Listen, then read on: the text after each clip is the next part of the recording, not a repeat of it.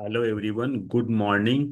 तो आज की वीडियो में हम लोग बात करने वाले हैं बिटसेट के लिए कुछ इम्पोर्टेंट टिप्स एंड ट्रिक्स की, जो कि आप फॉलो कर सकते हैं लास्ट के 20 डेज के लिए। ठीक है।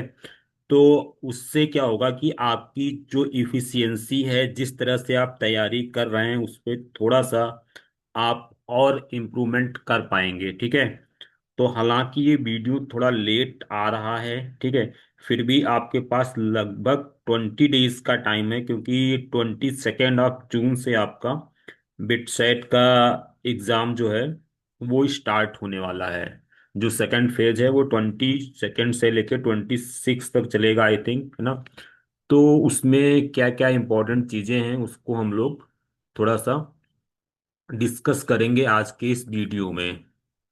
तो इन टिप्स को अगर आप फॉलो करते हैं तो डेफिनेटली मैं आपको गारंटी दे सकता हूँ कि आप थोड़ा सा तो इम्प्रूवमेंट ला पाएंगे। ठीक है। जो भी आप स्कोर कर रहे होंगे तो उसमें थोड़ा सा इम्प्रूवमेंट जरूर आपको होगा। ठीक है।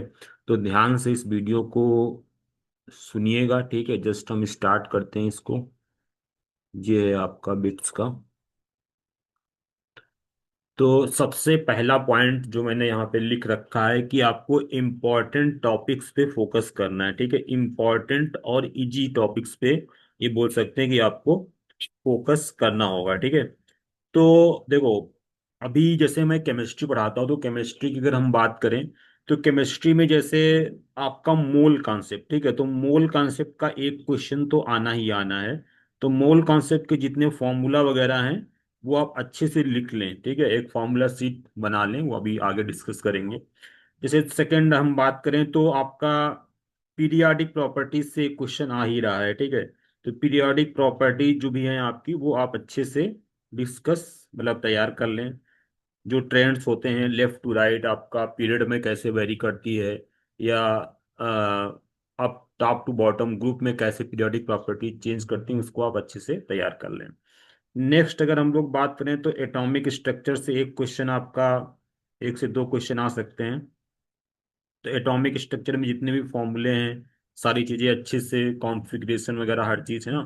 केमिकल बॉन्डिंग बहुत इंपॉर्टेंट है। ठीक है। मिनिमम दो क्वेश्चन मान के चलो, बॉन्डिंग से आते ही आते हैं, है ना। बॉन्डिंग को आप अच्छे से कर लें। तो ये टॉपिक्स कुछ हुए। ठीक है। और अगर टॉपिक्स की बात करें तो जैसे कि फिजिकल केमिस्ट्री में 12th का पोर्शन सोल्यूशन से इस बार क्वेश्चन आ ही रहा है फर्स्ट शिफ्ट में। ठीक है। उसके अलावा अगर हम आगे बात करें तो इलेक्ट्रो, अगर आपको समझ आ रही तो इलेक्ट्रो को आप रिवाइज कर लें। ठीक है। अगर नहीं आ रही तो उसको फिलहाल छोड़ सकते हैं, वैसे करना चाहिए हमारे हिसाब से। काइनेटिक्स, केमिकल काइनेटिक्स एक इजी टॉपिक होता है। केमिकल काइनेटिक्स को आप अच्छे से कर लें। ठीक है। तो काइनेटिक्स से क्वेश्चन मोस्ट प्रोबेबली आपका आएगा भी और आपसे बन भी जाएगा, है ना। उसके अलावा अगर हम लोग बात करें तो, अगर मैं बात करूं, आपका कुछ एक्स्ट्रा टॉपिक्स हैं वो आप अच्छे से करें। जैसे आपका जो जेई मेंस में नहीं है ना, पॉलीमर्स वगैरह हो गया, है ना। Polymers, chemistry in everyday life, है ना, एवरीडे लाइफ। और जो भी चैप्टर्स हैं उनको करके जाएं। छोटे चैप्टर हैं, स्कोरिंग चैप्टर्स हैं। ऑर्गेनिक के बारे में भी थोड़ा सा डिस्कस करेंगे, उसके बारे में थोड़ा सा और बातें भी करेंगे। ठीक है। चलो, तो आगे हम, ये चीज़ तो आपके दिमाग में हो गई। और आपको मिनिमम से मिनिमम 230 प्लस तो टारगेट करना ही है अगर बिट्स में कुछ मिलना है। तो इसके लिए ये स्कोर बच्चों ने बताया कि ये स्कोर जो है वो कुछ ना कुछ आपको दिलाएगा, इससे ज्यादा ही लेके आपको आना है। ठीक है। अच्छा, यहाँ पे ये जो एग्जाम है ये आपका स्पीड बेस्ड एग्जाम है। इसमें क्या है कि आपका 130 क्वेश्चन होंगे, है ना। 130 क्वेश्चंस हैं और आपके पास टाइम 3 घंटे का है। ठीक है। 3 घंटे का टाइम होता है, if I am not wrong. ठीक है। तो इसमें आपको स्पीड बहुत ज़्यादा मेंटेन करनी होगी विद एक्यूरेसी, कि सही सवाल भी करना है तेजी के साथ, और मतलब गलत ना हो पाए, कहने का मतलब ये। तो यहाँ पे आप ट्रेंड क्या, मतलब तरीका क्या फॉलो कर सकते हैं हम, अगर आपकी जगह होते तो हम क्या फॉलो कर रहे होते हैं। पहले केमिस्ट्री को करेंगे। ठीक है। उसके बाद फिजिक्स और मैथ पे आएंगे। ठीक है। बीच में आप लॉजिकल रीजनिंग प्लस इंग्लिश वाला पार्ट कर सकते हो। ठीक है। कुछ बच्चे हालांकि इसको पहले कर लेते हैं, तो आप पे डिपेंड करेगा। बाकी फिजिक्स केमिस्ट्री मैथ में केमिस्ट्री पहले करनी चाहिए, उसके बाद फिजिक्स और मैथ। फिजिक्स में काफी सारे टॉपिक से क्वेश्चन जो हैं वो फार्मूला बेस्ड आ रहे हैं, फार्मूला बेस्ड, ठीक है। तो ये आप करके जाएं, है ना, मतलब फॉर्मूला वगैरह सीट बना लें केमिस्ट्री की, फिजिक्स की भी।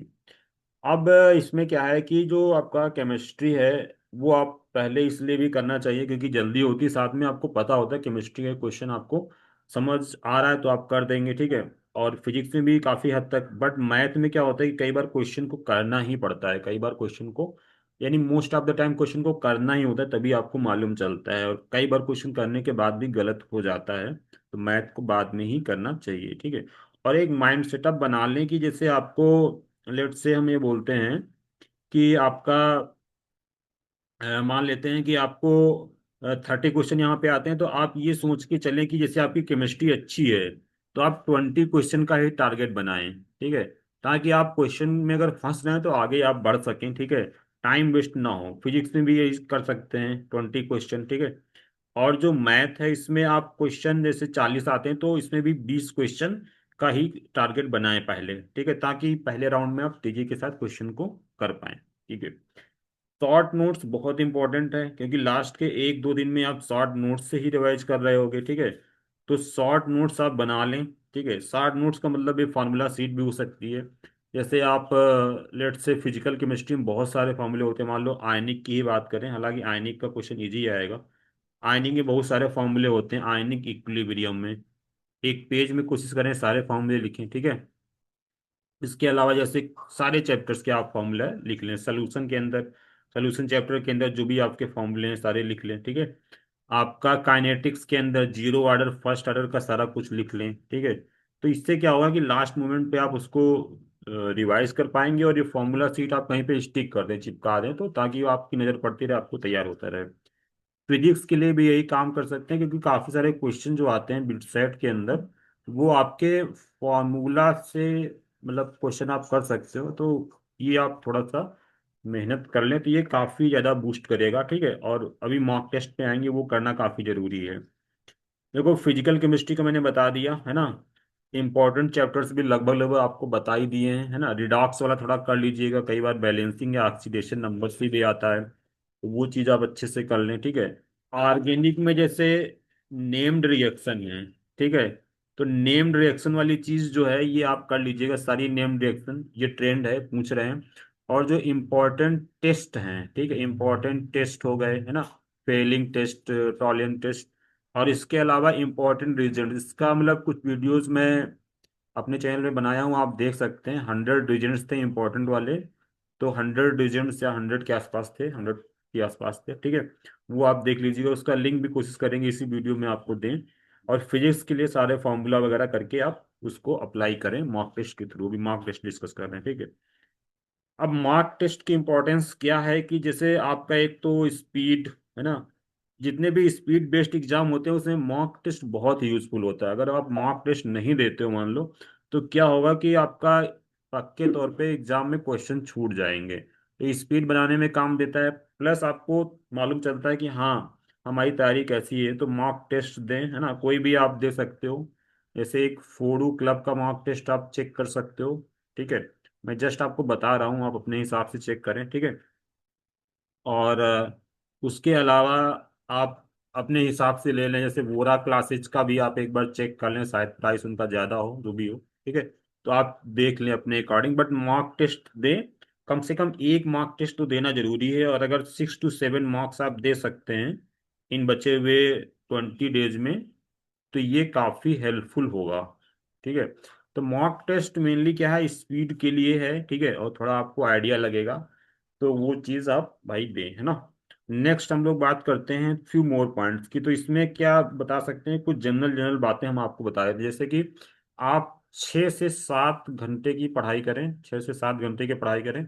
सेकेंड पॉइंट क्या है, 1 घंटे का रिलैक्सेशन दें, ठीक है। इसमें आप कोई खेल कूद या कुछ भी कर सकते हैं, म्यूजिक सुन सकते हैं, जो आपको पसंद आए, वो मैं ज़्यादा नहीं बताऊंगा। और थोड़ा सा मेडिटेशन ट्राई कर सकते हैं, ये आपकी इफिशियंसी को बढ़ाएगा लास्ट टाइम पे, ठीक है।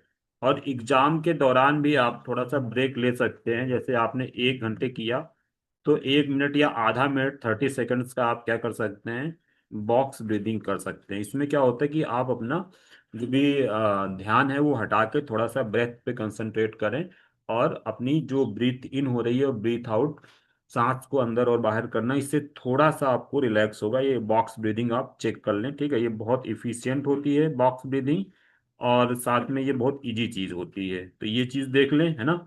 और थोड़ा सा आप डेली रूटीन में डाइट वगैरह पे ध्यान दें, तो गर्मी का टाइम है तो काफ़ी सारी चीज़ें अच्छी हो जाएंगी।